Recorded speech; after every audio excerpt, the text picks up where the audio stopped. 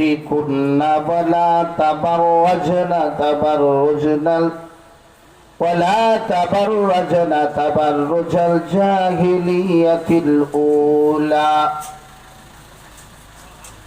قال رسول الله صلى الله عليه وسلم حبب إلي من الدنيا ثلاث: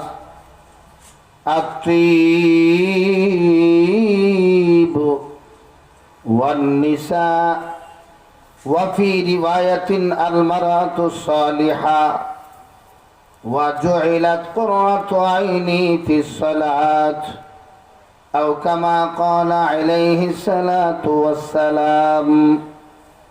সবাই মহব্বতের সাথে আবেগ ভরে দরদ নিয়ে দুরূদ শরীফ পড়ি। আল্লাহুম্মা সাল্লি আলা মুহাম্মাদ ওয়া আলা আলি মুহাম্মাদ কামা সাল্লাইতা আলা ইব্রাহিম ওয়া আলা আলি ইব্রাহিম ইন্নাকা হামিদুম মাজিদ। মহব্বতে জোরে আওয়াজে اللهم بارك على محمد وعلى آل محمد كما باركت على إبراهيم وعلى آل إبراهيم إنك حميد مجيد. दुनिया मिसल कागज फूल है, ये दुनिया एक मिसल कागज फूल है। जिंदगी में बंदगी तू करना है, जिंदगी में बंदगी शर्मिंदा है, जिंदगी बे बंदगी शर्मिंदा है। ये दुनिया एक मिसल कागज फूल है। आयाते हम जिसको ये रगा कर करे, आयते हम जहाँ में दुनिया तू है, वरना कोई चारा तू जहाँ में नहीं, वरना कोई चारा तू जहाँ में नहीं। जिंदगी में बंदगी तू करना है, जिंदगी बे बंदगी शर्मिंदा है, जिंदगी बे बंदगी शर्मिंदा है। दुनिया में हो दुनिया का तलब गार ना हो, दुनिया में हो दुनिया का तलब गार ना हो। बाजार से गुजरो हो खरीददार ना हो, वरना कोई चारा तो जहाँ में नहीं, वरना कोई चारा तो जहाँ में नहीं। जिंदगी में बंदगी तू करना है, जिंदगी में बंदगी शर्मिंदा है, जिंदगी में बंदगी शर्मिंदा है। नहायत काबिल एहतरम सिद्दीकिया महिला माद्रासा, পোড়াবাড়ি নতুন বাজার, 30 সাল মোমেন শাহী মাদ্রাসা কর্তৃক আয়োজিত বাৎসরিক সম্মেলন। সম্মেলনের শ্রদ্ধাভাজন সভাপতি মুআজ্জাজ মুকাররম হযরত বুজুর্গ উলামায়ে কেরাম, সম্মানিত মুরব্বী বাবাজিরা, সমসাময়িক ছাত্র যুবক বন্ধুরা, পর্দার আড়ালে অবস্থানরত অত্যন্ত শ্রদ্ধেয় মা ও বোনেরা, আল্লাহ পাকের দরবারে অসংখ্য অগণিত শুকরিয়া। আল্লাহ তাআলা আমাদের সকলকে কঠিন এক সময়ে, কঠিন মুহূর্তে ভৌগোলিক হিসাবে ওয়েদারের পরিস্থিতির দৃষ্টিকোণ থেকে সারা দেশে প্রচন্ড শীত চলতেছে। কুয়াশা ঢাকা আকাশের নিচে, শিশিরে ভেজা মাটির উপরে এমন এক মুহূর্তে আমাদেরকে জাতির শ্রেষ্ঠ সন্তান হযরত উলামায়ে কেরামের সম্মুখে বসে সর্বযুগের সর্বকালের সর্ব সমস্যার অগ্রিম সমাধানকারী পবিত্র কুরআনুল কারীমের বিশুদ্ধ ব্যাখ্যা বিশ্লেষণগুলি শ্রবণ করে নিজেদের আমলকে শুধরানোর সুযোগ দান করেছেন। যেই সময়ে শুধু চতুর্দিকে গুনাহ আর গুনাহ, ঘর থেকে বের হইলেই গুনাহ, রাস্তাঘাটেও গুনাহ, অফিস আদালতেও গুনাহ, দোকানপাটেও গুনাহ, বাজার মার্কেটেও গুনাহ। একজন মানুষ ইচ্ছা করলে নিজেকে গুনার হাত থেকে বাঁচিয়ে রাখতে পারে না। ইচ্ছে অনিচ্ছে গুনার ছোঁয়া তাকে স্পর্শ করেই ফেলে। আওয়াজ দিয়ে বলুন, কথা ঠিক না বেঠিক? শুধু তাই না, মসজিদগুলি ছিল গুনাহমুক্ত এলাকা। মসজিদের ভিতরেও গুনাহ ঢুকে গেছে। কোনো না কোনো সময়ে, কোনো না কোনো ওয়াক্তে, কোনো না কোনো কাতার থেকে, কোনো না কোনো মুসল্লির পকেট থেকে, এন্ড্রয়েড সেইডের ভিতর থেকে এত বড় হিন্দি গানের রিংটুন বেজে উঠে মুসল্লিদের নামাজে বেজায় প্রতিবন্ধকতার সৃষ্টি হয়। শুধুমাত্র তাই না, মসজিদগুলি ছিল দখলদারিত্বের আধিক্যতায়। কেমন যেন এক দখলদারিত্বের প্রভাব মসজিদগুলির মধ্যেও সৃষ্টি হয়েছে। মসজিদ তাদের ভাষায়, তাদের জবানে আসমানের দিকে মহান রব্বে করিমের দরবারে তারাও ফরিয়াদ করতেছিল।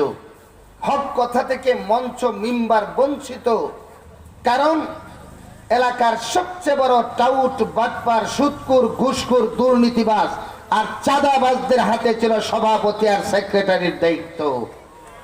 আওয়াজ দিয়ে কথা বলেন না কেন? সঙ্গত কারণেই উলামায়ে কেরাম হক কথা বলতে পারত না। কেননা সুদের বিরুদ্ধে বয়ান করলে সভাপতি নারাজ, কারণ তিনি 1 নাম্বার সুদখোরের বাচ্চা সুদখোর। আবার আসতে কয় জি, আরে জোরে খান, আওয়াজ দিয়ে বলতে হবে, জোরে বলেন। এই রুগী কি এখানেও আছে নাকি? হ্যাঁ, অবশ্যই, না হলে আওয়াজ এত ছোট হওয়ার কথা নয়, কখনো নয়। হক কথা কোনোদিন আসতে হয় না। যার জবানে মিথ্যা হবে এবং যে রোগী হবে, সে কোনোদিন জোরে আওয়াজে কথা বলতে পারে না। এইটা একটা ঐশিক কুদরতের বিষয়, এটা সাধারণ কথা না। সুদখোরকে যদি সুদখোর বলা হয়, দেখবেন ওর মাথা নিচের দিকে থাকে। কথা বলেন না কেন? সম্মানিত সুধী, এই জন্য আল্লাহ তাআলা আমাদের সকলকে কঠিন এই মুহূর্তে মুক্ত গলায়, মুক্ত আকাশে, মুক্ত পরিবেশে কোরআন ও হাদিসের আলোচনাগুলি শোনার, শ্রবণ করার তৌফিক দান করেছেন। এই জন্য আল্লাহ পাকের দরবারে শুকরিয়া আদায় করি, অন্তরে অন্তঃস্থল থেকে মহব্বতের সাথে আবেগ ভরে দরদ নিয়ে উচ্চ আওয়াজে আল্লাহকে রাজি আর খুশি করার উদ্দেশ্যে আল্লাহর দেয়া বাক শক্তি আর জবান ব্যবহার করে আল্লাহর সৃষ্টি অক্সিজেনের মাধ্যমে দৈনিক 24,000 বার শ্বাস নিঃশ্বাস ত্যাগ করে আল্লাহর জমিনে উৎপাদিত ফসল ভক্ষণ করে আল্লাহকেই রাজি আর খুশি করার জন্যে নওজোয়ানি পাওয়ারে, ইমানি তাকাতে, মুসলমানের শক্তিতে, উচ্চ আওয়াজে কার্পণ্যতাকে পরিহার করে সকলেই বলি আলহামদুলিল্লাহ। আর একটু আওয়াজ দিয়ে বলি আলহামদুলিল্লাহ। আমাদেরকে এই জায়গায় আসার সুযোগ কে দিচ্ছেন? আল্লাহ। কে দিচ্ছেন? আল্লাহর নাম মুখ দিয়ে উচ্চারণ করলে লাভ হয় না ক্ষতি হয়? আর একটু আওয়াজ। লাভ বুঝে না আপনাদের এই 30 সালের পোড়া বাড়িতে? লাভ বুঝে না এমন কোন মগা আছে নাকি? লাভ বুঝে না?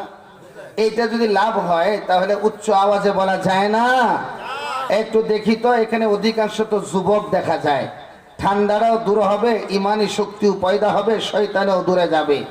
নারে তাকবীর। আমার তো মনে হয় বুড়া মানুষগুলি বলতেছে, বুড়ারই কইতেছে, জোয়ান কয় না। চিন্তা করছেন? এবার একটু আওয়াজ দেন, নারে তাকবীর। আগের চেয়ে এখন আরো কমছে। কোরআন সুন্নাহর আলো আগের চেয়ে আরো দুর্বল না বেশি? এটা বলে না মানে কি? এইখানেই সমস্যাটাই তো এই জায়গায়। কারণ কোরআন সুন্নাহর আলো যদি সব জায়গায় জ্বলে যায় তাহলে কিছু কিছু মানুষের অসুবিধা আছে না? নাই?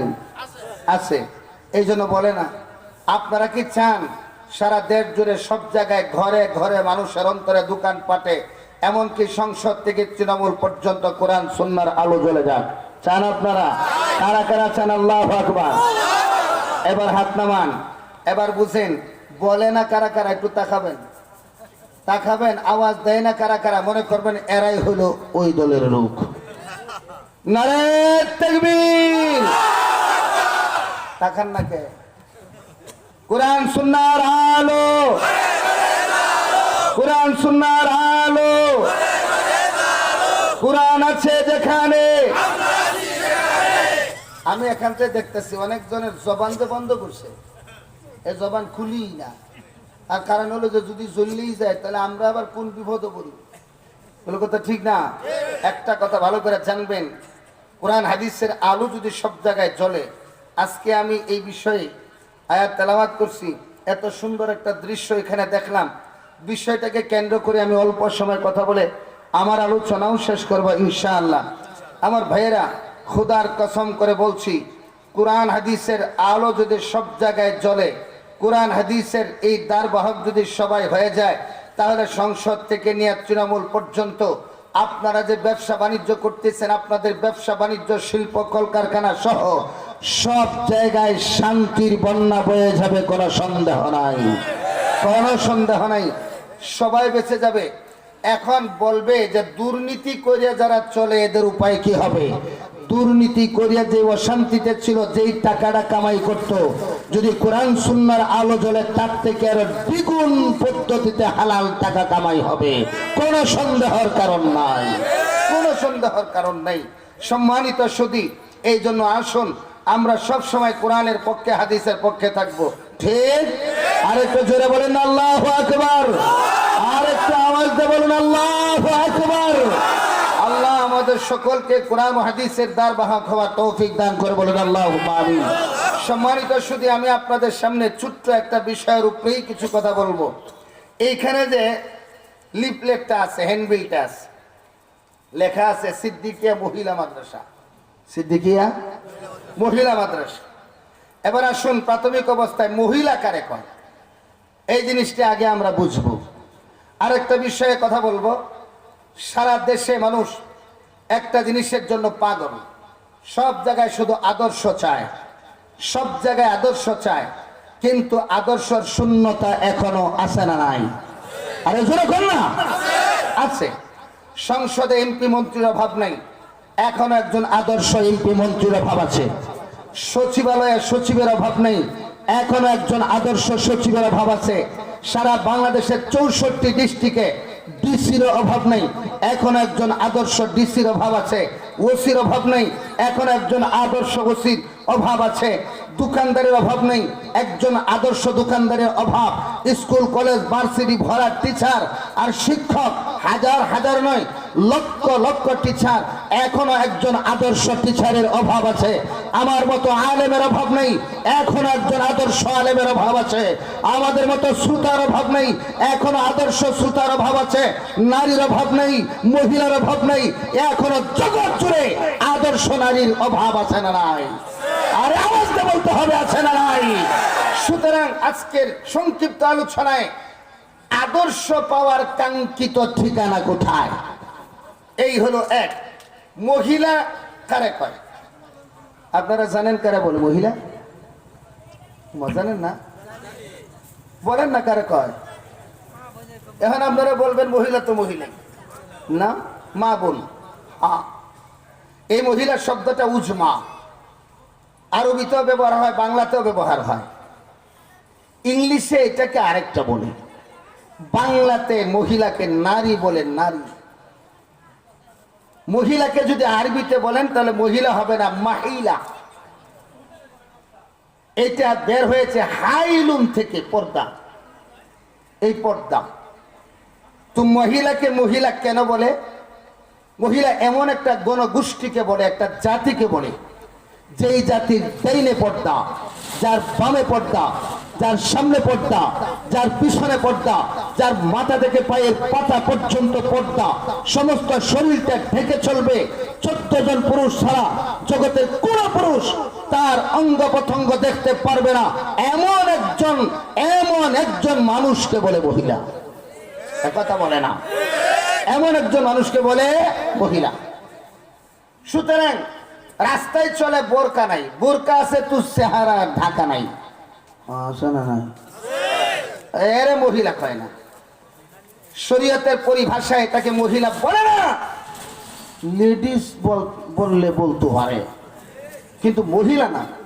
মহিলা হইতে গেলে তাকে পর্দা লাগবে। এই জন্য এই এই এই ভাই কই যাও, হ্যাঁ তোমার মতো মেয়ে ফেরসাদ করতে যায় নাকি বেড়া? হ্যাঁ বসো, বসো, ডিস্টার্ব করো না। আপনাদের ময়মনসিংহ থেকে ঢাকাতে একটা গাড়ি যায়, গেট লক। আগে ছিল না, এখন কি নাম হয়েছে? ইউনাইটেড। এখন নাম হয়েছে ভাড়া 250 টাকা, 300 টাকা ঢাকাতে। হ্যাঁ 310, 300-র উপরে হয়ে গেছে। এই মাঝকান্দা থেকে এটা ছাড়লো, একজন লোক 300 টাকা তার টিকিট করে হয়েছে।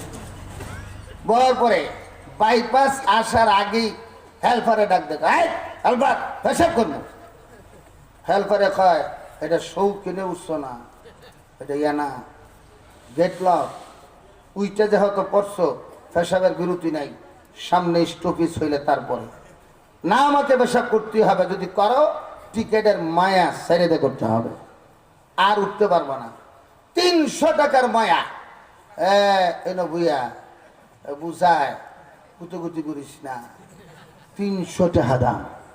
কারণ এখন যদি নামো টিকেট বাতিল, কতক্ষণ না কে সাপ দেবইতে ডাকার আগে আর কোনো নামানামি নাই। 300 টাকার মায়া যদি সিটের মধ্যে চাপতে বসে, মাত্র 300 টাকা। আর আপনি এখানে প্রসাবের সুরত ধরিয়া উচ্চা চুপ করে চলে যাবেন। আপনার কি একটাবার চিন্তা আছে এমন একটা মুহূর্তে যেই সময়ের মধ্যে আল্লাহ তাআলা গোটা পৃথিবীর মানুষকে একত্রিত করবেন, এবং একত্রিত করাকেই হাসর বলে। আসমানটা বড্ড হাত মাথার উপরে এসে যাবে, সূর্যটা মাথার উপরে আসবে, মাথার মগজ গলে গলে চতুর্দিকে পড়তে থাকবে, গোটা জমিনটা তামা হয়ে যাবে। ভাই ভাইয়ের পরিচয় দেবে না, আত্মীয় স্বজন সকলকে অস্বীকার করবে। এমন কঠিন মুহূর্তে আপনার আজকের এই মাহফিলটা নাজাতের উসিলা হতে পারে। এইখানে বসে একটা কথা শুনবেন, 100 রাকাত নফল কবুলিয়াত নামাজের সব পাওয়া যাবে। মাসলা একটা শুনবেন, 1000 রাকাত নফল কবুলিয়াত নামাজের সব পাওয়া যাবে। আলেমদের চেহারার দিকে তাকায়া থাকবেন তো ছোট ছোট গুণাগুলি ঝরে পড়ে যাবে। এতটুকুন এত বিশাল সবের আশায় আপনি একটু পেশাবকে দাবিয়ে রাখতে পারবেন না। মিয়া আপনার মতো কপাল পোড়া জগতে আর কেউ হতে পারে না, কপাল পোড়া কেউ হতে পারে না। কি ভাবছেন আপনি? মন চাইলেই বসে, মন চাইলেই উঠে চলে যায়। আল্লাহ তাআলা আমাদের সকলকে হেদায়েত দান করুন। আবার বেশি পেশাব করলে জায়গা নষ্ট করেন না। আমার ভাইয়েরা খুব ভালো করে বুঝবেন, তাকে বলে মহিলা। আজকে জগতের সব জায়গায় আদর্শের অভাব, এইটাই বলতেছিলাম। আদর্শ পাওয়া যাবে কোন জায়গায়? আপনি আর আমিও আদর্শ চাই কি চাই না? আর একটু জোরে খান, আদর্শ চাই। কোন জায়গায় আদর্শ পাওয়া যাবে? আদর্শ তো কোনো সংসদ থেকে বিতরণ করা হয় না। আদর্শের এই গুণ, এই কোয়ালিফিকেশন, এই কোয়ালিটি আর এই সিফত তো মিল ফ্যাক্টরিতে এটা প্রোডাক্ট দেয় না। আদর্শ এটা তো জমিনের কোনো ফসল না। আদর্শ এইটা তো কোনো গাছের ফল না। তাহলে এইটা পাওয়া যাবে কোথায়? আর আদর্শ যদি না থাকে তাহলে দুনিয়াও বরবাদ, আখিরাতও বরবাদ। এবার আসুন, কাঙ্ক্ষিত আদর্শ পাওয়ার ঠিকানাটা কোথায় আগে বলি, তারপরে এটার ব্যাখ্যা।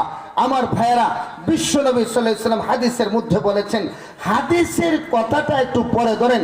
আজকে আদর্শ শূন্যতার কারণে আমাদের দেশের মধ্যে হাহাকার, সন্ত্রাসী, হয়রানি, চাঁদাবাজি, নির্যাতন, অত্যাচার, খুন, গুম, ধর্ষণ সব কিছু পতিত হয় একমাত্র ব্যক্তি পর্যায়ে আদর্শ না থাকার কারণে।